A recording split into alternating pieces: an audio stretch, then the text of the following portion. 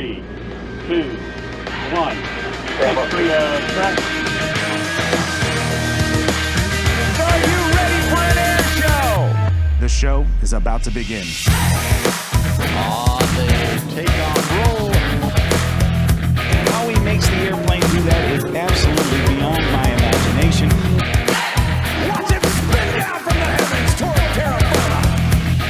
You and I would be losing our lunch in this. How about that, ladies and gentlemen? That is outstanding flying, my friend. Hanging us right up on the front. We have thousands upon thousands of viewers across all of our platforms. It is. Oh, yes! The F-35.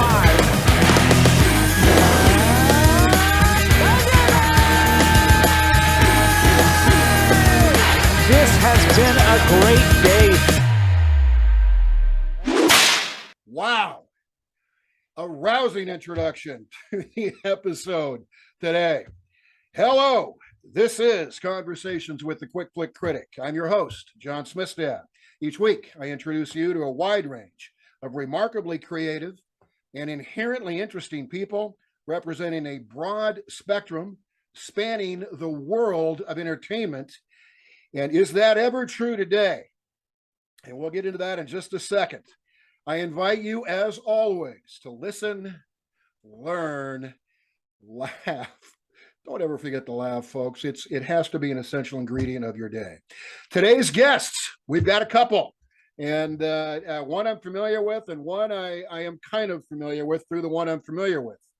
Jeff Lee and Brian Lee are father and son. And they are the power guys behind an outfit called LiveAirShowTV that we're going to talk about today. But first of all, Jeff, Brian, welcome to Conversations with the Quick Flick Critic. Thanks, John. Absolutely. Jeff, we're gonna start with you. Jeff and I were classmates at Baylor University, Sikkim Bears. We were communications majors. Somehow we walked off campus with a degree. We both officially graduated. That's what they told us. So we're going to go with that. And Jeff and I worked together in television after graduating. So we both got communications broadcasting degrees. So Jeff and I have a background. We've stayed in touch over the years. I just saw him last month. He was up for Seafair in Seattle. We'll talk about that. But every time, and it's not every day, but when we get together, it's kind of like going back to Castle Communications Center, isn't it? It's just That's it. Right, picked up right where we left off. There are people who understand that very vividly, kind of like we do. Jeff, thanks for being here. Hey, we want to start off. I want to ask you what your title is, and then and this is your baby. This is Live Air Show TV. Your title, and then what is the organization all about? What do you guys do as Live Air Show TV at the team? So Live Air Show TV, I'm the founder, president at this point. You got to have titles. We're not big on titles, but that's got to have them. So understood. I got involved in. I've been involved in television since you and I graduated. Yep. Directing TV stations or whatnot. Yep. And started my own business in the early 90s, mostly corporate, commercial work, stuff like that. And then connected with a guy who was deep into warbirds, antique planes, air racing.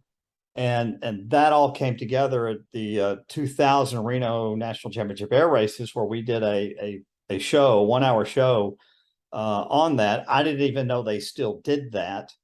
Yeah. Here I am directing a show about it. And now it's your job. That led on then to working with some guys that were really shaking things up and changing things out in Las Vegas at the Nellis Air Force Base Air Show. And I became like the director of media productions, yet another title to toss around, and did that show for, I don't know, 6 years or so. Some years we were live, some years we weren't. I say live, doing to big screens, mobile LED screens. Most people call them jumbotrons, even though jumbotrons, that's yep. Right. I remember. and it developed over the years, and learned what this whole air show thing was about. And then in, I don't know, it was 2008, I believe it was, and I was back out at Reno. I was working with the National Aviation Heritage Invitational, which is an aircraft restoration event that happens concurrently with the races. And the guy that runs that, he and I had seen each other several times, and he'd say, how's that thing going? And because I'd told him kind of what I was thinking about. Yeah. But, that conversation just kept going. Yep. And the Monday morning after the races, we were sitting kind of cleaning up. We were up in like the hospitality room, if you will, that they had set up. And he was like scribbling on this little napkin. Literally, this is really one of those stories. And he handed it over to me, and it was basically, I'd like to help you get this started, because I'd hate to see this fail because it never got a chance. Wow. How special is that, man? Yeah. And so we shook hands, and I still that napkin's right over here now, right over my shoulder. But it's history. It just important to you and your family. Yeah, absolutely. Brian had come out to several things when we were doing it in Vegas. If we had 5 cameras, we'd put him out on 6. He was like, he was always the end of the chain, whatever the chain, we'd get him some experience, and he was out there. Yeah. And then he went in the military, went in the Army, and those early years, he was not as accessible as the the military side of that, but exactly. Always has first dibs. Yeah. But then we just kind of continued to develop that, and started gaining this reputation within the industry of, we're not just sticking a couple of cameras out there and seeing what flies by. Yeah. It's always been, ESPN is, we want this to look like a real broadcast, and add as much as we can. And we've kind of done that from the start. It's a totally different show today than it was, 10, 12 years ago. Yeah, no bet. Technology's helped that. Adding to the team has helped that. But this is so exciting and so much fun. We need to take this to people who either can't get there or had no idea. You'd be amazed. Awareness, a big part of it. Yeah, for sure. Yeah. Right. So it's some years we had more shows than others. Some years we did, sequestration in 2013 just nearly killed everything. But we stayed out there. And we did what I always called the non-live version of LiveAirShowTV. Okay. Where we were doing, air show recaps, we were doing profiles, stuff that to keep not only our face out there, but keep the interest going. Let people know that there's stuff still happening. Yeah. And we, to a degree, we continue that part even today. That's awesome. Brian, again, we're father-son team. First of all, Brian, thanks for serving. I said that before the interview started, but that's on behalf of all Americans. Thank you for serving. Yes, sir. Appreciate that. It's always good to have support. Yeah, absolutely. So yeah, Brian, your title, your role in LiveAirShowTV, and what you do to contribute to your dad's vision being realized here and to the team. Yeah, so obviously a television production addict. I sadly did not get to go to Baylor, not for the lack of trying, nor to the lack of being accepted. I just kept deploying every time I got accepted to Baylor. But I did get to finally go. You're an unofficial member, right? Absolutely. Finally did graduate from film school last month, LA Film School. So finish that off. We can say we're done with film school. Yeah. No, so I am the director of operations for LiveAirShowTV. And what that really means is I handle a lot of the logistics, production design, on-site logistics, planning for previous shows. Really what I do, if Jeff is the face of the company, I'm the voice, if you will, talking to new air shows, past clients, production staff, new teams. Really, that's kind of my focus. And then our third member, who's not with us today, he's the general manager, so he does all the back end, that type of stuff. So, Sure. And then one thing that really, when I came to the team in 2012, because I've been around, but it wasn't until then that I was like, okay, this is where we're going to do this. Dad and I had a conversation, Yep.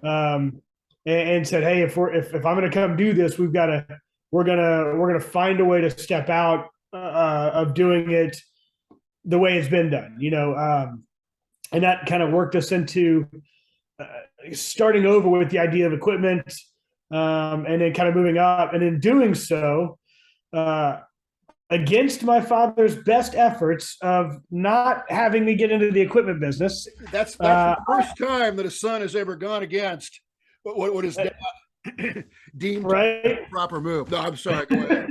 Kidding. Yeah. So Said jokingly. we teamed up with a mentor of mine now that taught me how to do production. Cool. A guy by the name of Ed Lozano. And he's off doing great things now, but really taught me that you don't have to have a 53-foot truck to do a great production. And here we are now. We have our own truck. We have partnerships for other trucks, and we've really found a way to get that big production look without breaking the bank on every production. And that's really what my role is in the company now, is the technical side for the stream, for the broadcast. Okay. Got it. So we want to talk about the actual shows. And I know you work with a bunch of different shows, Jeff and Brian, but I want to start off with the Blue Angels, because Jeff was up here last month and we had lunch together. And then you guys put on a live broadcast of the Blue Angels air show. That's the Navy fighter pilots air show. Wow. It's part of Seafair. Seafair is the big annual party up here in the Puget Sound area. And the Blue Angels are traditionally, and have always been, a part of the week-long festivities. And they perform on the last day when the hydroplanes run their championship races. And watching the Blue Angels, I was telling you before the interview started, this is impossible to do what these men do, and yet they're doing it. You're watching it going, this can't be happening. Talk about the Blue Angels, Jeff, and Brian. Obviously, I'm going to have you do this as well. But working with them, first of all, some technical aspects that would be interesting for us to know, but also just the men, the human souls who make up this team. I can't even pretend to understand how remarkable they are. The floor is yours, sir. Yeah, of course, with Top Gun and Top Gun Maverick just coming out, there's always the best of the best, this and that. Yep. Like, these guys that get selected for the Blues, whether you're a solo, which is a very interesting progression that they go through, or you're one of the 4 diamond pilots, that they do literally fly 18 inches apart. I saw it. Yeah, is just Yeah. phenomenal.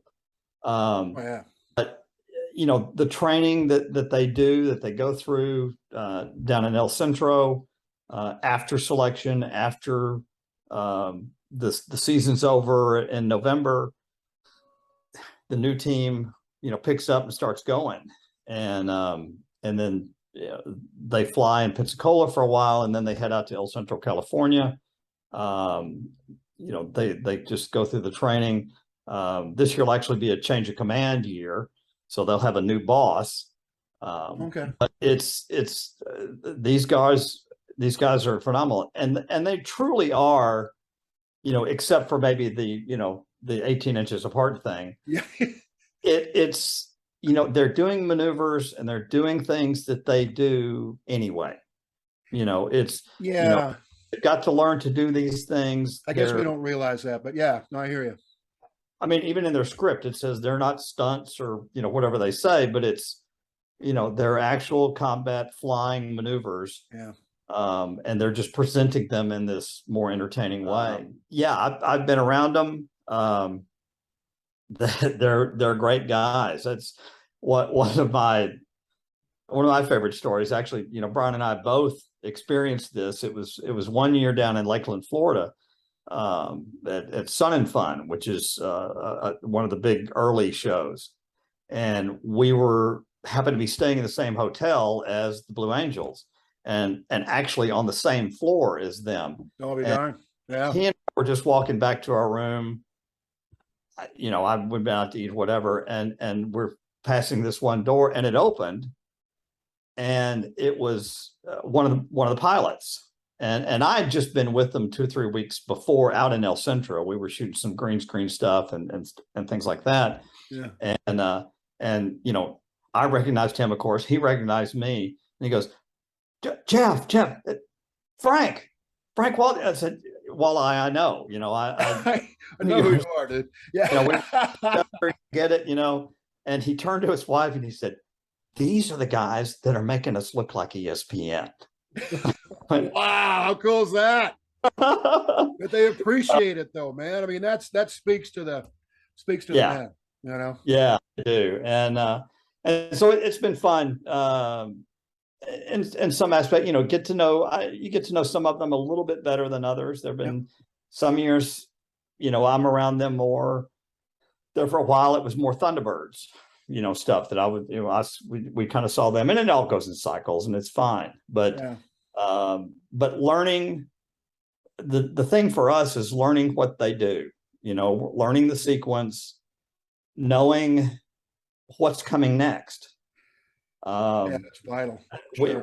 Brian and I have both, he'll watch a lot longer than I do because I get so frustrated, but we'll see others try to do this and they're just reacting. And if you're reacting, you're missing the whole thing.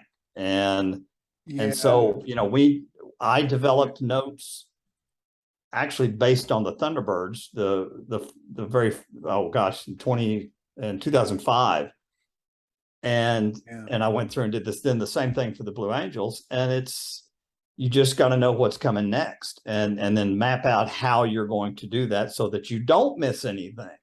Now, that's not to say that we never miss anything, but ladies and gentlemen, the lone perfect producer director in the history of broadcasting, as we know. No, I watched your production. You were nailing it. You guys are damn good at what you do. But I'm sorry I interrupted, but I had to prop you up there. All right, continue, please. One of the keys to that really is setting up stuff. And this is one thing that has developed inside of the production truck, much like two things, much like how the NFL and football has progressed, where the referees and the producers are really working together to tell a story. We developed that with Air Bosses, which we can get into later, but also with the show, looking at how other things are produced, much like marching band production is. You've got the director calling cameras, but then you have, whether it's the associate director or one of the producers setting up cameras. Well, Jeff introduced me, or El Jefe Father introduced me to that type of production and go, wow, that would work great for air shows. While he's calling, I'm working 10 seconds ahead with the cameras, setting them up. So when he's ready to call it, they're already right. The cameras are ready. Sure. Yeah. And I do want to say this. We have said these guys, these men, but it's very important that everybody knows Navy Lieutenant Amanda Lee is the first female F-18 demo pilot with the Blue Angels coming this year.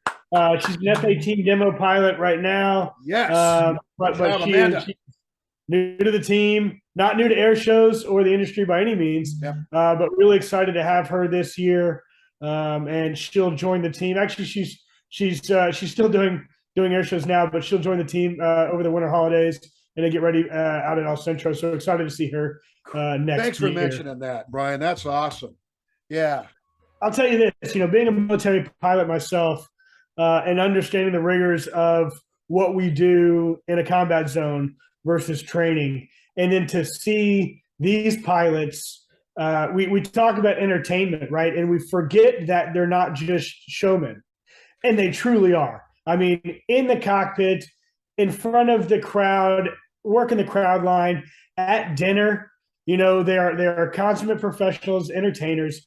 And to be able to take that combat experience or combat flying and take it to that level of, we're going to do this dogfighting maneuver, but we're going to do it with 4 ships, and we're going to put them 18 inches apart is really incredible. Yeah. And they don't just go out and fly. I mean, there was a great film documentary that came out probably 15, 16 years ago about the Blue Angels, and it really got into it. And now, coming soon, probably in the next 14 months, there'll be another Blue Angels documentary done by J.J. Abrams that's really going to get after. Oh, I got to see that. Yeah. They go in after every brief and they pick it apart. I mean, they don't hold back. You're off by 8 inches here. You need to fix that. And they own up. Hey, I own up, and off they go. So it's more than what we see with the nation, and more importantly, a show of force with the global audience sees around the world. Yep. There's so much more to it for the Blues, and really, we're talking about the Blues here, but we can extend that to the Thunderbirds, to our jump teams, to our single aircraft demo teams in the ACC, and then all the way down to our civilian performers. So it is a really, really incredible industry to be a part of, and like Hefe has said, growing, this whole time being in it, we're fans first. And the minute you stop being a fan, the minute you stop really being able to share with the global audience just how amazing this industry is. And one of the reasons I think that we're kind of the only company that's been able to stick around in the last 20 years in this industry of storytelling through broadcasting. Yeah. Well, you love what you're doing, and that comes through. And it's that's got to be a huge part of it to sustain like you guys have. Brian, I got to ask you, your Army, obviously the Blue Angels. The reason I talk about the Blue Angels so much is because they've been a part of Seattle lore for decades, and we're very familiar with them and appreciate what they do. But they're Navy jet fighter pilots, but you guys seem to get a lot. There's mutual respect among the military branch. I know this, but I would imagine there may be some good-natured ribbing between our Army and Navy guys and gals. Yeah, the go Army beat Navy, go Navy beat Army thing is alive and well. It's a little bit of a rivalry, little bit, yeah. Yeah, and although I'm Army, I'm a warrant officer, not a command officer, so I don't necessarily have that same football mentality. If my brother-in-law is watching, I will always say go Navy beat Army, because he's a West Pointer and I got to jab the brother-in-law. So I have a little bit of both sides of the scale. Obviously, I'm going to root for Army, but the Navy is just amazing.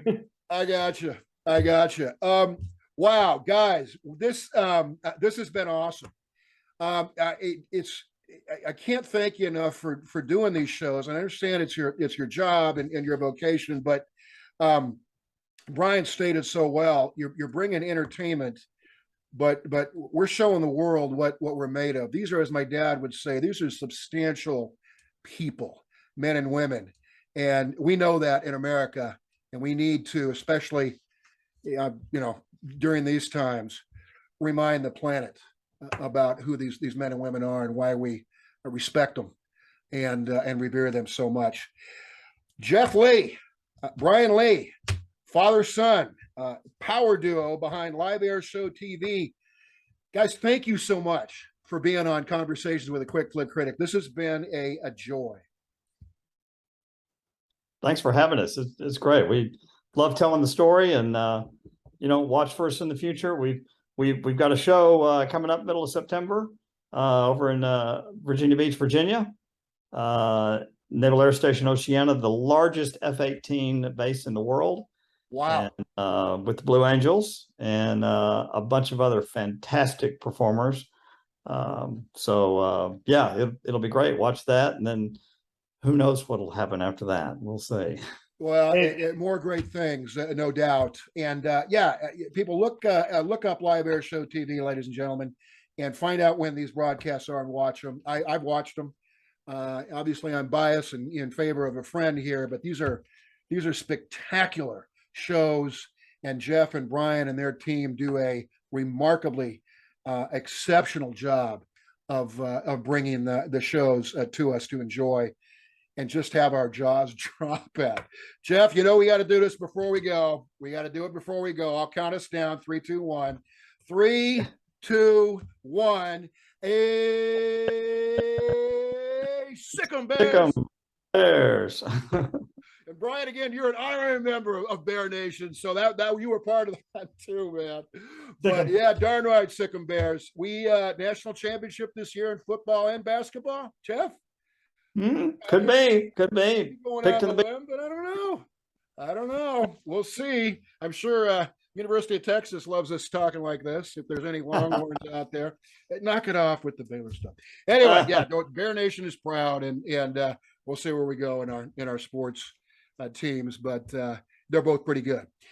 Well, that'll do it for this episode of Conversation with a Quick Flick Critic. Before we go, I always have to thank another great friend, like Jeff is, and that's Bruce Threlkeld, who plays all the music on the intro and outro for my show. Just a master musician. Bruce, thanks for doing that for the show. You can find Bruce's work and his music on his YouTube page, which is The Gig Farmer. That's GIG. Go there and see what Bruce is doing music-wise. It's astounding. Again, this has been Conversations with the Quick Flick Critic. I am your host, John Smistad. The show live streams every Tuesday at 7 p.m. Eastern Standard Time. Season 1 was a 7:30 start. Now it is 7 p.m. Eastern Standard Time on Tuesdays, only on Rude Rangers TV. You can also download the Rude Rangers Unite app, and that's any place where you download your apps, and you can live stream the show there. And we're talking about all the ones you're familiar with: Roku, Amazon Fire TV, Google Play, App Store. Go there, download a Rude Rangers Unite, and you can watch Rude Rangers TV and Conversations with a Quick Flick Critic there. So until next time, I wish you nothing but good things. And as always, and I say it's a catchphrase, but I mean it from my heart, listen, learn. We learned a lot today, and it's fun to learn, but it's probably more fun to laugh. Ladies and gentlemen, if laughter is not a part of your agenda, your schedule every day, make it so. All right. Until next time, goodbye, everybody. Thanks again for watching the show. Now, don't go away. I personally invite you to my YouTube channel for the after show. Head on over to the YouTube webpage and search for The Quick Flick Critic. Click on the first choice on the page, and you'll find the after show for this episode. As always, thanks so much for watching Conversations with the Quick Flick Critic. Now head on over to YouTube for the after show, everybody. I'll meet you there.